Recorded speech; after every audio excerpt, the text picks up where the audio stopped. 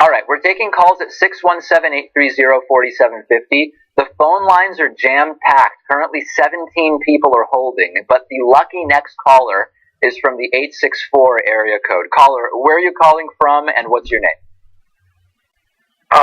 Greer, South Carolina. Awesome, and what's on your mind?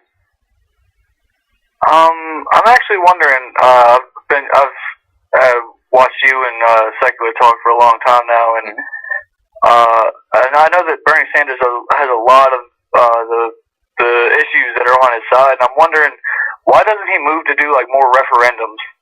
Like I see they had the Brexit referendum, and we have all these referendums. Why isn't he moving for like a single payer referendum? You're saying like a national referendum that would be equivalent to what happened with Brexit in the UK? But for single payer health care. Yeah, but you're saying that same thing where the entire country would basically vote, do we want single payer? Yeah.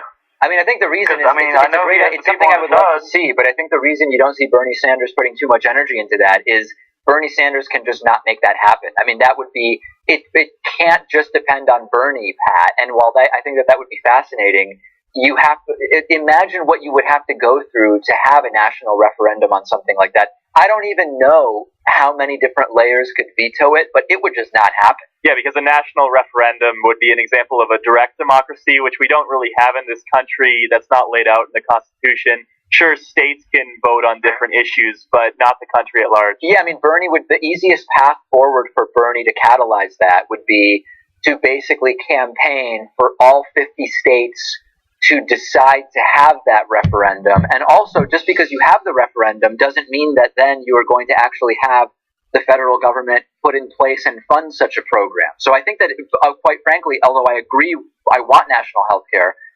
Bernie Sanders doing that would be a waste of time. You would need a constitutional amendment to get that referendum in place, which could arguably be harder than just getting single payer to begin with through the legislature. Yeah. Does that make some sense?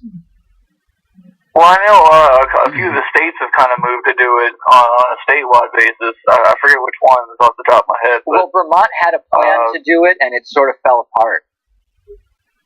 Oh, yeah. Well, it's sad. Great idea. Great to hear from South Carolina. Really, really appreciate the call.